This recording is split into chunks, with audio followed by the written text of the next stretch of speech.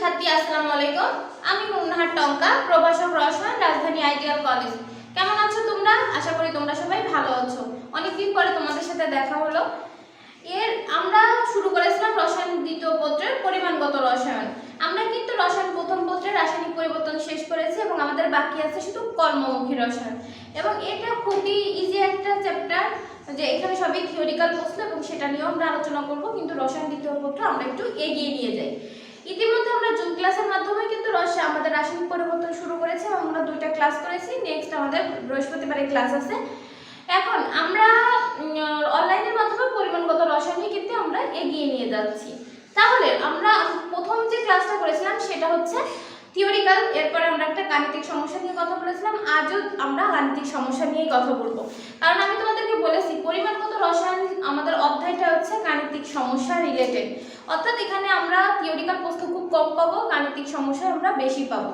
কখন আলোকে আমরা জ্ঞানমূলক এবং অনুধাবন খুবই সিম্পলি প্রশ্ন পাবো, কিন্তু আমরা হচ্ছে অনুধাবন আমরা যে গ এবং ঘতে আমরা যে পাবো সেটা সবই গাণিতিক সমস্যা। এবং এখানে আমরা প্রায় 5 রকম গাণিতিক সমস্যা পাবো।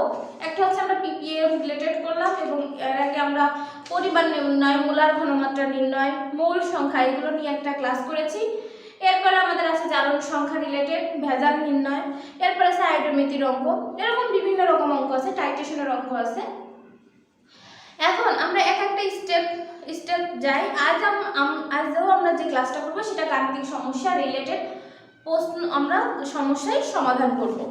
সেটা হচ্ছে কি, দেখো আমরা কিন্তু তোমাদের বলেছিলাম মোলার ঘনমাত্রা অর্থাৎ মোলারিটি, নরমালিটি, মোলারিটি, কিন্তু আমরা মোলারিটি নিয়ে সবথেকে বেশি কথা বলি। আজ আমি তোমাদের সাথে যে গাণিতিক সমস্যাটা রেডি করেছি দেখো, সেটা হচ্ছে এটা হচ্ছে উদ্দীপক, এখানে বলছে কতটুকু। দেখো তোমাকে কিন্তু সবসময়, ধরো তুমি একটা জিনিস যদি কিনতে যাও তখন তোমাকে জিজ্ঞেস করে তুমি কতটুকু নিবা। যদি তরল হয় তখন তুমি বলবা 1 লিটার নিব, যদি আমাদের কঠিন হয় তখন তুমি বলবা 1 কেজি নিব বা 500 গ্রাম নিব, এরকম। তাহলে আমাদের কতটুকু অর্থাৎ আমাদের পরিমাণকে বুঝিয়েছে যে কতটুকু। তাহলে আমরা এই যে অঙ্কটা করব সেটা হচ্ছে কি, আমরা S = আমরা জানি W/mv। এখানে W হচ্ছে হাউ অর্থাৎ কতটুকু পরিমাণ, M হচ্ছে আণবিক ভর। কার আণবিক ভর? দ্রবের আণবিক ভর হচ্ছে 40। আমরা V হচ্ছে কত? আয়তন, আমাদের কত পার মিলিলিটার। দেখো আমরা আণবিক ভর এখানে গ্রাম লিখি নাই, কারণ এটা আণবিক ভর। যখন আমরা গ্রামে প্রকাশ করব তখন সেটা গ্রাম আণবিক ভর বা গ্রাম পারমাণবিক ভর হয়ে যাবে এবং তাকে আমরা 1 মোল বলবো। এটা আমি তোমাদেরকে বলেছিলাম যে কাকে আমরা 1 মোল বলি, কাকে গ্রাম পারমাণবিক ভর বলা হয়, কাকে গ্রাম আণবিক ভর বলা হয়। তাহলে এখন আমরা নির্ণয় করব এবং S এর মান দেওয়া আছে কত? 2.5 মোল।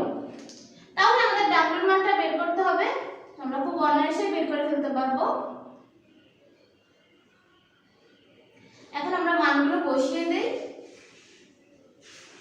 খুবই ইজি অঙ্কগুলো, তোমরা শুধু সূত্রটা যদি মনে রাখো ইনশাআল্লাহ তাতেই হয়ে যাবে। এবং আমাদের কত আসছে হচ্ছে 72 গ্রাম। অর্থাৎ 1 গ্রাম যদি আমাদের কি হয়, আমাদের 18.4 মিলিলিটারের ভিতরে যদি আমাদের এইটুকু পরিমাণ দ্রবীভূত হয় তখন তার ঘনমাত্রা হবে 2। এবং আমরা কি বলেছিলাম, যদি 1000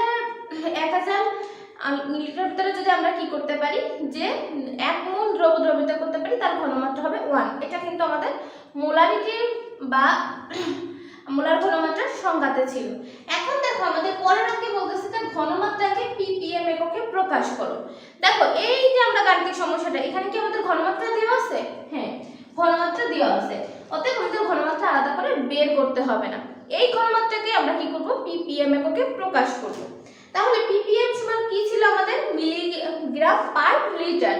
একে আমরা ppm বলতাম। তাহলে আমাদের ppm, আমরা ঘনমাত্রাকে ppm এ প্রকাশ, ppm এককে প্রকাশ, ঠিক আছে? তাহলে আমাদের ঘনমাত্রা কত দেওয়া আছে? এবং আমরা এটা জানি মূল বড় হাতের M সমান কি? মোল পার লিটার। মূলকে আমাদের গ্রামে কনভার্ট করতে হয় কখন? যদি আণবিক ভর দ্বারা গুণ করি, তাহলে আমাদের কি হয়? মূলকে গ্রামে কনভার্ট করা হয়ে গেল। এখন এই যে আমাদের গ্রাম পেলাম, এগুলো যদি আমরা মিলিগ্রামে পরিণত করি তাহলে আমরা পাবো পিপি, মিলিগ্রাম পার হচ্ছে লিটার, যাকে আমরা লিখতে পারি ppm। এবং এটাকে গুণ করলে কত হচ্ছে 0.3 হচ্ছে কত 8 গুণ 10⁻³ ppm। একটু কত অনায়াসের মধ্যে ppm এককে প্রকাশ করা হয়ে গেল। যদি আমাদের ঘনমাত্রা এরকম সরাসরি দেওয়া না থাকে তাহলে আমরা কি করব, সরাসরি দেওয়া না থাকলে আমরা আমাদের ঘনমাত্রাটাকে কি করব, বের করে এরপর আমাদের ppm এককে প্রকাশ করব। তাহলে এটা আমাদের একটা গাণিতিক সমস্যা চলে গেল। এরকম আমরা বিভিন্ন রকম আরো কিছু গাণিতিক সমস্যা সমাধান করে নিই। চলো আমরা আরো কিছু সমস্যা এরকম ভাবে সমাধান করে নিই। চলো আমরা গাণিতিক সমস্যাটা, একটা আমাদের গাণিতিক সমস্যা হলো এবং আমরা ppm এককে প্রকাশ করলাম। পরবর্তী গাণিতিক সমস্যা আমরা সমাধান করব এবং আমি আশা করব ppm নিয়ে তোমাদের আর কোনো সমস্যা নেই। ppm এককটা তোমরা খুব ভালো করে আয়ত্ত করতে পেরেছো। শুধু আমরা এখন মোলারিটি নিয়ে কথা বলি, দেন তারপরে আমরা আমাদের টাইট্রেশন নিয়ে কথা বলবো। চলো আমরা চলে যাই আমাদের পরবর্তী গাণিতিক সমস্যায়। দেখো আমরা আরেকটা গাণিতিক সমস্যা দিয়ে এসেছি, সেটা হচ্ছে লেখা আছে যে সালফিউরিক অ্যাসিডের পরিমাণ নির্ণয় করো। তাহলে কত, আমরা আগের যে গাণিতিক সমস্যা সমাধান করেছি সেখানে লেখা ছিল কতটুকু সোডিয়াম হাইড্রোক্সাইড লাগবে, আর এখানে হচ্ছে কি আমাদের সালফিউরিক অ্যাসিডের পরিমাণ নির্ণয় করো, অর্থাৎ সালফিউরিক অ্যাসিড ঠিক কতটুকু আছে। দুইটা কি একই হলো? হ্যাঁ একই, শুধু একটু ঘুরায় বলেছে। তাহলে আমরা এখানে কি মান নির্ণয় করব? অবশ্যই W এর মান নির্ণয় করব। তাহলে আমাদের কি হবে S = 1000 গুণ হচ্ছে W, M গুণ হচ্ছে V। তাহলে এখানে আমাদের M = half, S = 0.1, M = আণবিক ভর আমরা জানি 98, V = কত 15 ml।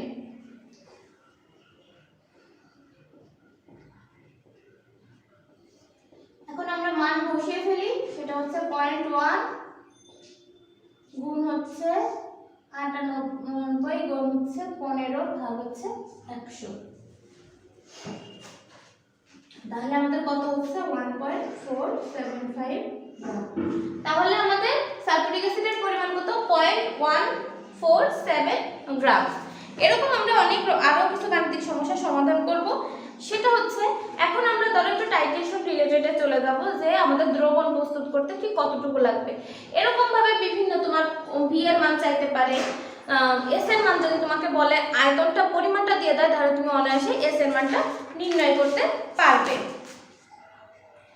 এখন আমাদের যখন ঘনমাত্রা নির্ণয় করতে বলে তখন কিন্তু আমাদের এস এর মানটা নির্ণয় করতে বলে। যে ঘনমাত্রা যখন নির্ণয় করতে বলে আমরা কিন্তু আগের ক্লাসে দেখিয়েছি কিভাবে এস এর মান নির্ণয় করে সেই ঘনমাত্রাকে আমরা ppm এককে প্রকাশ করতে পারি।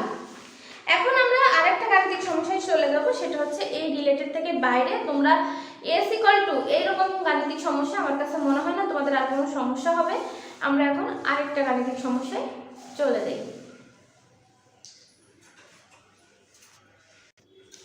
দেখো আমাদের গাণিতিক সমস্যাটা কি আছে, যে একটি 0.521 মানে মোলার ঘনমাত্রা 75 ml সোডিয়াম কার্বনেট দ্রবণ আছে। সেই দ্রবণের ঘনমাত্রা আমরা কিভাবে ডেসিমোলার দ্রবণের ঘনমাত্রায় পরিবর্তন করব। আমি তোমাদেরকে বলেছিলাম কি, যে যদি কোনো একটা দ্রবণের আয়তন পরিবর্তন হয় তাহলে একমাত্র ঘনমাত্রা পরিবর্তন হবে, দেন ঘনমাত্রা যদি পরিবর্তন হয় আয়তনও পরিবর্তন হবে। যদি কোনো একটা গাণিতিক সমস্যার ভিতরে দুইটা ঘনমাত্রা দেওয়া থাকে তাহলে আমরা আমাদের আমাদের যে গাণিতিক সমস্যা সমাধান করব কিভাবে। দেখো এখানে কিন্তু আমাদের ঘনমাত্রা দুইটা দেওয়া আছে, এই একটা ঘনমাত্রা, এই একটা ঘনমাত্রা দেওয়া আছে। দুইটা ঘনমাত্রা যখন দেওয়া থাকবে তখন আমরা গাণিতিক সমস্যাটা এইভাবে সমাধান করব। সেটা হচ্ছে কি V1S1 V2S2।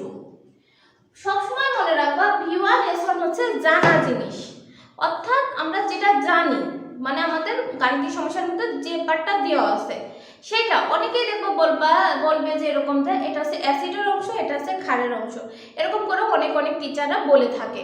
কিন্তু তোমরা এটা মানে যদি তোমরা এই জিনিসটা মাথায় নাও তাহলে কি হবে, তোমাদের একটু সমস্যা হবে, কারণ অ্যাসিড ক্ষার দিয়ে আমরা সবসময় করবো না।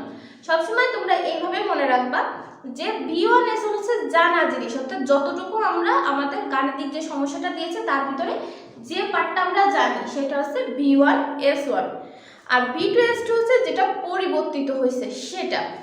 তাহলে আমাদের এখানে V1 কত, আমরা জানি V দ্বারা আয়তন প্রকাশ করে, দ্যাট ইজ 75 ml। S1 কত, আমাদের 0.521 মোল। আমাদের কত, দেখো S2 কত আছে, ডেসিমোলার। ডেসি মানে কি, ডেসি মানে কি বলো তো? ডেসি হচ্ছে আমাদের সেমি মানে হচ্ছে অর্ধেক, ডেসি মানে হচ্ছে 10, তার মানে হচ্ছে 1 কে যখন 10 দিয়ে ভাগ করব তখন সেটা ডেসিমোলার হবে, তার মানে 0.1 মোল।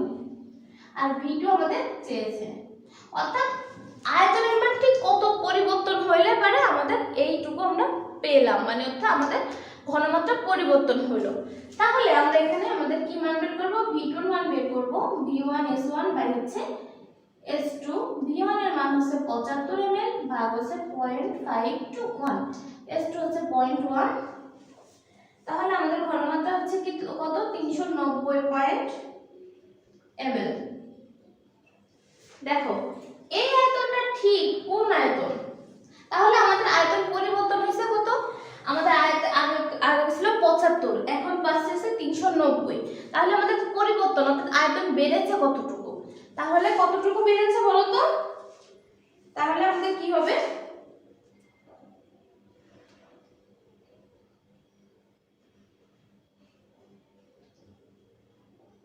পরিবর্তিত আয়তন মানে কতটুকু ঠিক আমরা বৃদ্ধি করেছি।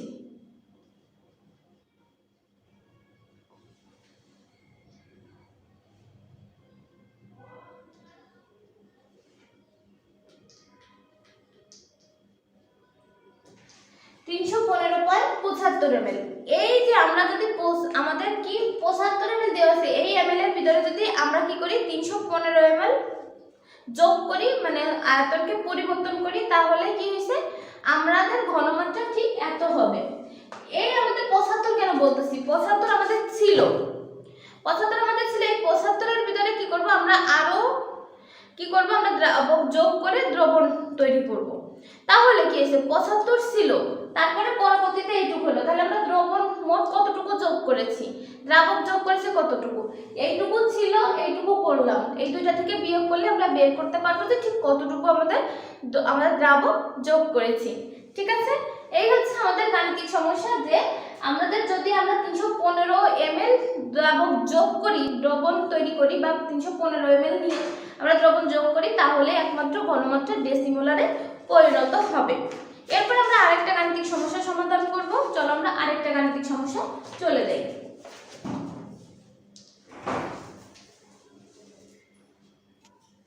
দেখো আমাদের পরবর্তীতে গাণিতিক সমস্যা আছে, সেটা হচ্ছে কি, আমরা দুইটা উদ্দীপক দুইটা পাত্র দিয়েছি, এখন বলতেছে এ পাত্রে কতটুকু পানি মিশ্রিত করলে দ্রবণের ঘনমাত্রা কত হবে, আমাদের সেমিমোলার দ্রবণে পরিণত হবে। আর দুই হচ্ছে যদি আমরা এ আর বি পাত্রকে মিশ্রিত করি তাহলে দ্রবণের প্রকৃতি কি হবে। প্রথমে আমরা ক নাম্বারটা করে নেব, আমরা এক নাম্বারটা করে নেব। সেটা হচ্ছে দেখো আমরা কি বলেছিলাম, যে যদি আমাদের গাণিতিক সমস্যায় দুইটা ঘনমাত্রা দেওয়া থাকে তাহলে আমরা কি করব, আমরা আমাদের V1S1 দিয়ে করব। এখন এইখানে দেখো আয়তন একটা দেওয়া আছে, কিন্তু এখানে কিন্তু কোনো ঘনমাত্রা দেওয়া নেই। এখান থেকে কি আমরা অনায়াসে ঘনমাত্রাটা বের করতে পারি? হ্যাঁ অবশ্যই পারি, কারণ আমাদের এখানে কিন্তু ঘনমাত্রা আমরা খুব সহজেই বের করতে পারি, সেটা আমি তোমাদেরকে দেখাচ্ছি। আমরা আগে ক নাম্বার অঙ্কটা করে নেব। দেখো আমরা জানি S = আমরা জানি গুণ W m/v। দেখো আমরা কি বলেছিলাম, এই যে 10% হচ্ছে 100/10, যেটাকে আমরা বলি W/v। তাহলে W আর v এর মান আমরা পেয়ে গেলাম। m এর মানটা আমরা জানি, যেহেতু সালফিউরিক অ্যাসিড সেহেতু W এর মান হচ্ছে 10, m এর মান হচ্ছে 100, আর আণবিক ভর হচ্ছে 98। তাহলে আমাদের ঘনমাত্রা ঠিক কত হচ্ছে, ঘনমাত্রা হচ্ছে 0.04 ঘনমাত্রা আমরা পেয়ে গেলাম। এখন আমরা কি করব, এখন আমরা চলে যাব V1S1 এ, V1S1 V2S2। আমরা V2 এর মান বের করব, যেহেতু কতটুকু পানি, পানি হচ্ছে আমরা জানি দ্রাবক। V1 হচ্ছে কত 50, S1 আমরা বের করলাম 4, S2 হচ্ছে কত, যেহেতু আমাদের কোন সেমিমোলার, সেমি মানে কি বলো তো, সেমি শব্দটা এসেছে সেন্টিমিটার থেকে, তাহলে আমাদের সেমিমোলার কি বলো তো, তাহলে সেমি মানে কি, আমরা বলি অর্ধেককে বলে আমরা সেমি, অর্থাৎ 100 ছিল তার অর্ধেক কত 50, তাহলে আমরা কি করতে পারবো যে আমাদের কত হবে, আমাদের সেমিমোলার কত হবে সে 0.5, আমাদের এক হচ্ছে ইনস্ট্যান্ট, এর অর্ধেক হচ্ছে 0.5, এই জন্য সেমি শব্দের অর্থ হচ্ছে অর্ধেক। তাহলে আমাদের V2 হচ্ছে কত 4 মিলিগ্রাম। তাহলে আমাদের প্রথমে ছিল 500, তারপরে দ্রবণ আসছে এতটুকু, তাহলে পানি যোগ করেছি কতটুকু, পানি যোগ করতে হবে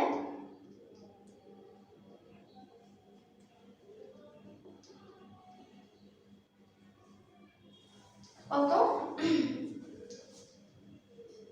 520.4 মিলিলিটার। ঠিক আছে, এতটুকু পানি যোগ করলে আমাদের দ্রবণের ঘনমাত্রা সেমিমোলারে পরিণত হবে। এখন আগে দেখো আমরা কি বলেছিলাম যে কতটুকু আমাদের দ্রাবক যোগ করলে, অর্থাৎ কত আমাদের দ্রবণকে কিভাবে আমাদের কি করা, প্রথমটা আমাদের কি ছিল যে দ্রবণ থেকে কিভাবে আমরা সেমিমোলার, সাধারণত আমরা সেমিমোলার, এবং আমরা তোমাদেরকে এটাও বলেছিলাম যে আগের অঙ্কে কি ছিল যে কিভাবে আমরা সেমিমোলারে পরিণত করতে পারি। একমাত্র যদি আমরা বলছি যে ঘনমাত্রা ঠিক তখনই পরিবর্তন হবে যখন আয়তন পরিবর্তন হবে, অর্থাৎ আয়তনকে আমরা যখন পরিবর্তন করতে পারবো তখনই আমরা আমাদের ঘনমাত্রাকে পরিবর্তন করতে পারবো। আর এখানে আমাদের বলে দিল কতটুকু পানি যোগ করতে হবে, দুইটা কিন্তু একই অঙ্ক, যে পানি যোগ করেই তো আমরা দ্রাবক যোগ করে সাধারণত দ্রবণ প্রস্তুত করি। দ্রবণের ঘনমাত্রা আমরা কিভাবে করব, কারণ পানি একটা নিরপেক্ষ পদার্থ, এই জন্য আমরা পানিকে মিশাই তো পানির ঘনমাত্রাকে পরিবর্তন করি। এরপরে পরবর্তী অঙ্কটা যেটা আমরা গাণিতিক সমস্যার সমাধান করব, এরকম গাণিতিক সমস্যা তোমরা রাসায়নিক পরিবর্তনের সমাধান করেছো।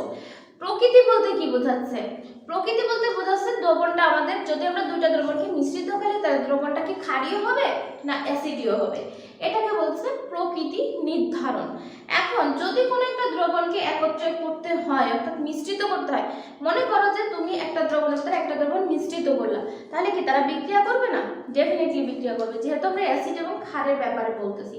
তাহলে যদি অ্যাসিড এবং ক্ষারকে বিক্রিয়া করাইতে হয়, আমরা জানি অ্যাসিড এবং ক্ষার বিক্রিয়া করে লবণ এবং পানি তৈরি করে, তাহলে দুইটাকে একই জাতীয় হইতে হবে। ধরো মনে করো যে একজন যদি বেশি শক্তিশালী হয়, একজন যদি কম শক্তিশালী হয়, তাহলে কি হলো সমানে সমানে টক্কর, অর্থাৎ ঘনমাত্রা সমান হলে একমাত্র তারা রাসায়নিক বিক্রিয়ায় অংশগ্রহণ করবে, অর্থাৎ আমাদের ঘনমাত্রাকে এক করে নিতে হবে। ঘনমাত্রা এক করার সিস্টেম তোমরা জানো যে ঘনমাত্রাকে কিভাবে এক করে নিতে হয়। যদি দেখো এইটা আমরা ঘনমাত্রা কত পাইলাম, এটার ঘনমাত্রা আমরা পেয়েছিলাম হচ্ছে 1.024 ছিল, আর এটা হচ্ছে সেমিমোলার, সেমি মানে হচ্ছে অর্ধেক অর্থাৎ 0.5, তাহলে দুটোর ঘনমাত্রা কি এক হইলো না, অবশ্যই এক হইলো না আমাদের ঘনমাত্রা। এখন আমরা এক করে নেব, কিভাবে এক করব, তাহলে আমাদের 500 ml আর আমাদের ঘনমাত্রা আছে 1.024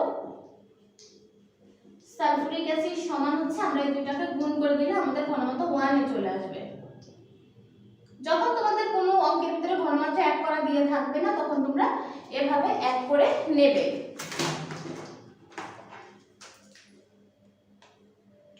তো 500 গুণ 0.04, 512 ml 1 ঘনমাত্রা। এরপর আমাদের আছে 500 ml 0.5 ml সোডিয়াম হাইড্রোক্সাইড সমান হচ্ছে কত,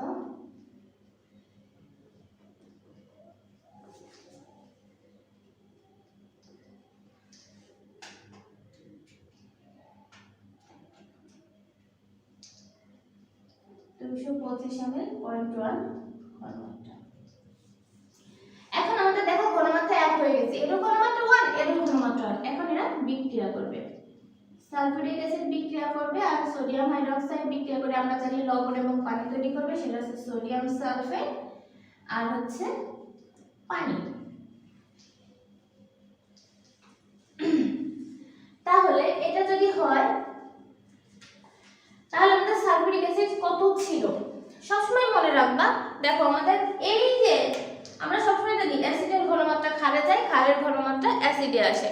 এখানে আমাদের বলতেছে কি কতটুকু অ্যাসিড আছে, আমাদের ক্ষার আছে 2 ml, আমাদের কত আছে 2 মোল। 1 মোল অ্যাসিডের এগেইনস্টে আমাদের 2 মোল ক্ষার লেগেছে। এইটা তুমি অঙ্ক করবে এইভাবে, তুমি ক্ষারকে 2 দ্বারা গুণ করতে পারবা, অ্যাসিডকে 2 দ্বারা ভাগ করতে পারবা, এটা তোমার ব্যাপার। তুমি গুণ করেও লিখতে পারো, তুমি ভাগ করেও লিখতে পারো। অনেক বইতে গুণ করে লিখেছে, অনেক বইতে ভাগ করে লিখেছে। অর্থাৎ যদি তোমার ক্ষারের পরিমাণকে তুমি 2 দ্বারা গুণ করে লিখতে পারো, অ্যাসিডের পরিমাণকে 2 দ্বারা ভাগ করে লিখতে পারো। ঠিক আছে? তাহলে আমাদের অ্যাসিডের পরিমাণ হচ্ছে 512 ml আর ক্ষার ছিল আমাদের 250 গুণ হচ্ছে 2, তাহলে কত হচ্ছে 500। তাহলে আমরা জানি যে তোমাদের অবশ্যই 9 10 তোমরা বলেছো লিমিটেড বিক্রিয়ক, অর্থাৎ এই যে সোডিয়াম হাইড্রোক্সাইড আমাদের 500 ml রয়ে গেছে, যে সোডিয়াম হাইড্রোক্সাইড আমাদের 500 ml সোডিয়াম হাইড্রোক্সাইড, তাহলে দ্রবণে শেষ হয়ে যাবে কি অ্যাসিড এবং ক্ষার বিক্রিয়া করে আমরা জানি অ্যাসিড ক্ষারকে প্রশমিত করে, ক্ষার অ্যাসিডকে প্রশমিত করে। তাহলে 500 সোডিয়াম হাইড্রোক্সাইডকে প্রশমিত করতে 500 ml সোডিয়াম হাইড্রোক্সাইডকে প্রশমিত করতে কারণ দুইটা হচ্ছে তীব্র ক্ষার, তাহলে আমাদের 500 ml কি লাগবে সালফিউরিক অ্যাসিড লাগবে। যদি 500 ml সালফিউরিক অ্যাসিড লাগে তাহলে সালফিউরিক অ্যাসিড আমাদের দ্রবণে কত ছিল 512, তাহলে কি হয়েছে সে আমাদের 500কে প্রশমিত করতে 500 লাগতেছে, বাকি থাকতেছে কি অ্যাসিড বাকি থাকতেছে। কত ml বাকি থাকতেছে 12 ml বাকি, সেটা কোথায় বাকি থাকতেছে দ্রবণে বাকি থাকতেছে। তাহলে আমাদের বাকি থাকে কে বাকি অ্যাসিডের পরিমাণ